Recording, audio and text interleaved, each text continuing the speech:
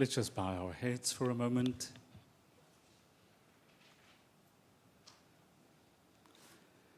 Oh, that you speak to us, O God,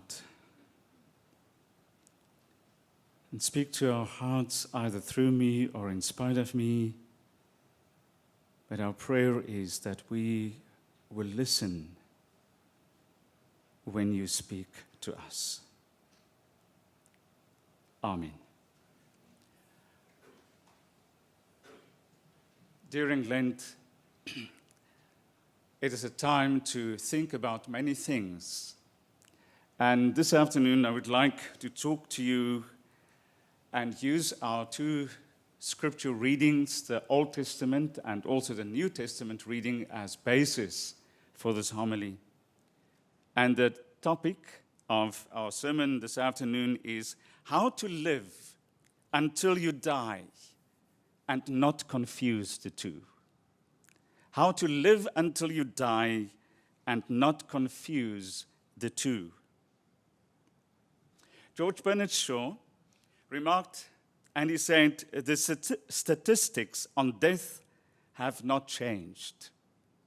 1 out of 1 person dies. You see, death is one of those things that we do not really like to discuss. We have more than enough negativity in our lives. We don't need this one. What do you think? So instead of heading it right where it should be, we use all kinds of euphemisms to talk about death.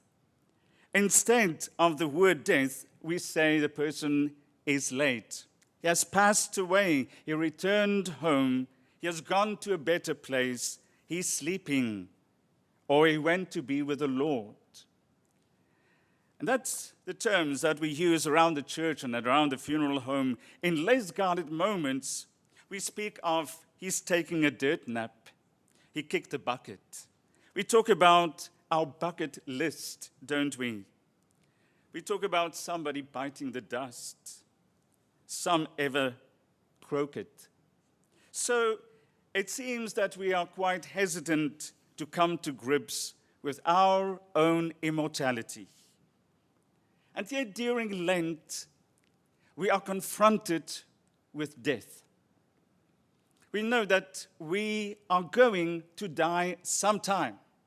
And that's not a very positive sermon, you might think.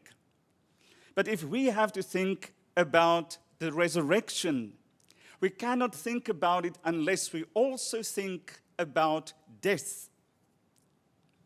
Benjamin Franklin has said that many people die at 25, only to be buried at 75. What he meant by that is when you hit your teenage years, you are full of enthusiasm. Every new hour you try and find a new way of life. You have all the answers to all the problems of life. You want to learn everything. You want to try everything possible. You are full of ideas and ideas how to change the world. One of my professors used to say, there's no one that knows so much as a sophomore student. There's no one knowing so much about how to do things. When you hit your 3rd year, you start to know less, and when you get to your 4th year, well, much less. Not to speak about when you get out of university and you have to enter the real world, then you actually know how little you do know. But when we're young, we know everything. Life is right inside us, and we want to tackle the world head-on. Full of life, alive, we call that.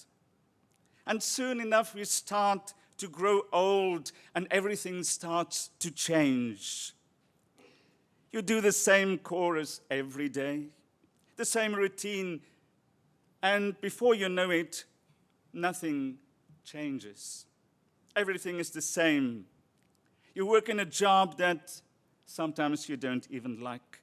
You wake up early in the morning and be stuck in traffic for hours as you go by doing your daily chores.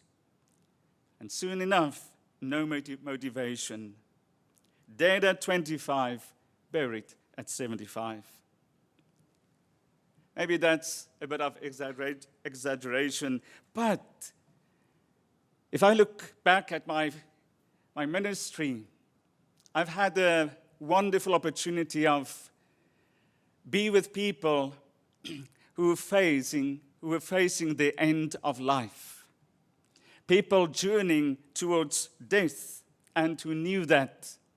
And the one complaint I've heard over and over again is that most of them said, we wasted so much time.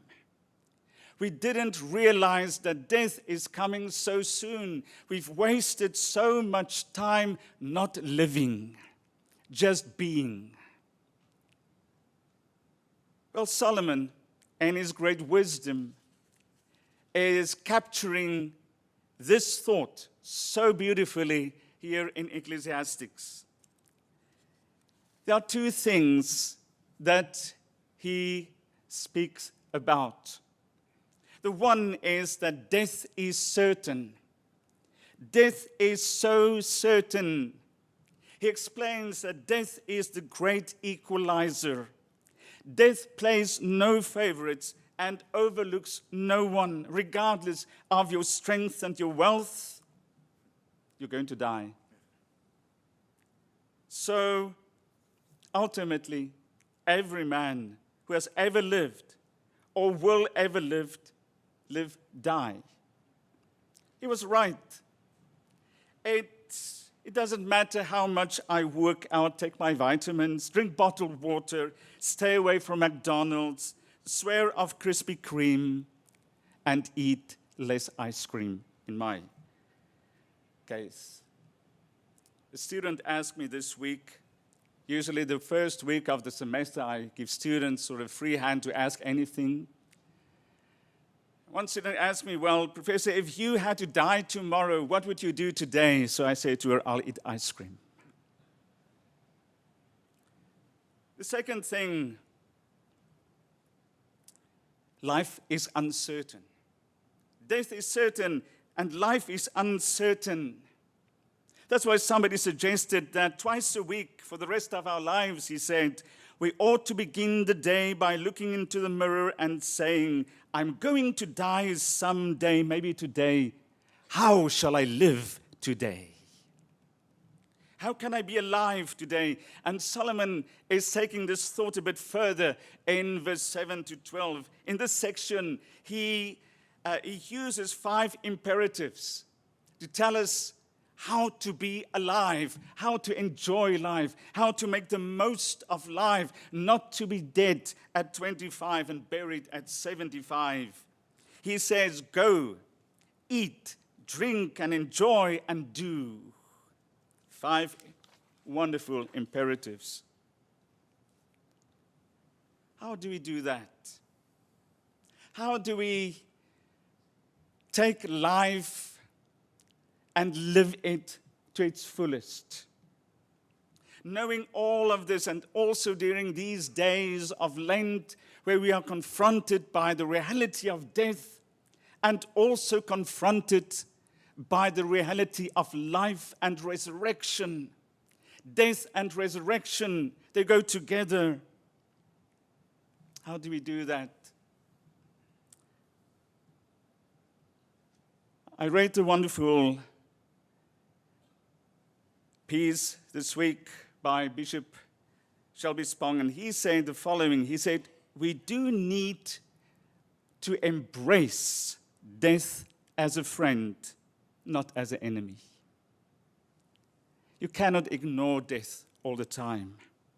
Death is as natural as birth. Suppose there was no thing like death. He said our life would become an endless monotony, 500,000 years of playing shuffleboard in a nursing home. Imagine that. So if we know that death is certain, why don't we just live to the fullest. Death is what gives life its passion and what drives us to the depths of our own existence. The more deeply I reach into life, the more I touch the things that truly are eternal. Let's look at this. Let's look at especially Lent.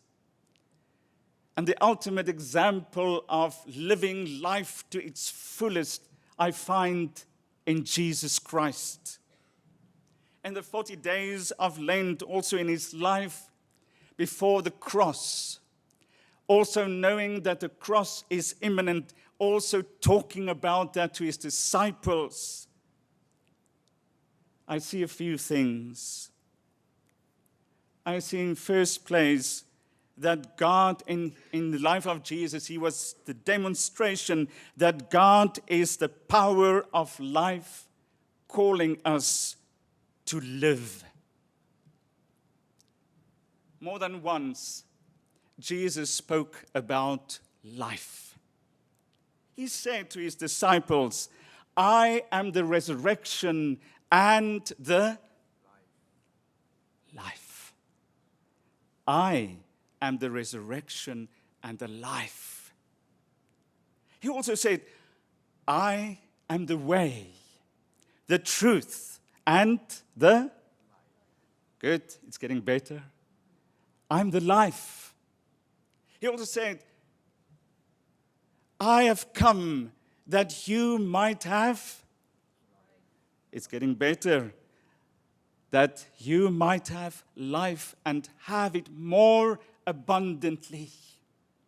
So in Jesus' life, he's proclaiming God as the source of all life.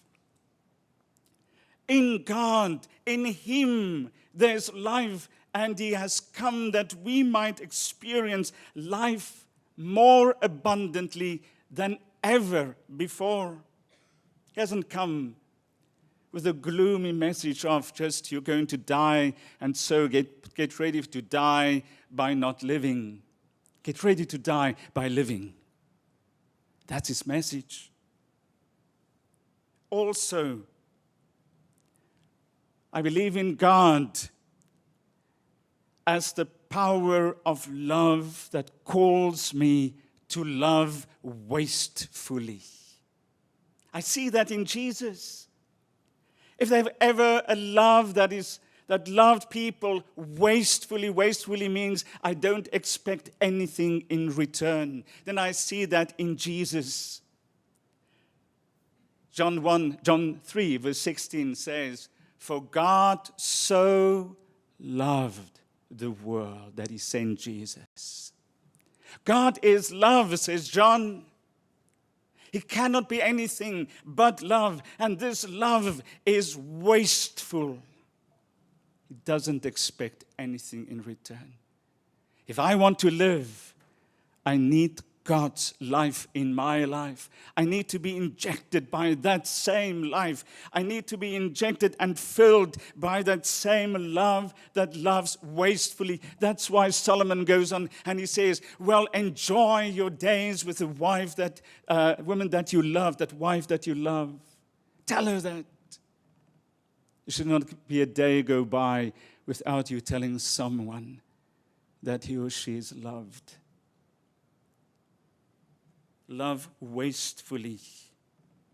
And then God is the ground of all being, calling me to be all that I can. Isn't that great? How do I live?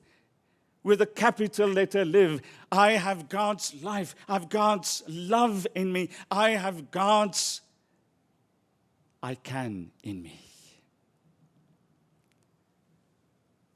God is asking me, is actually challenging me and you to be all that you can be. To live to your full potential.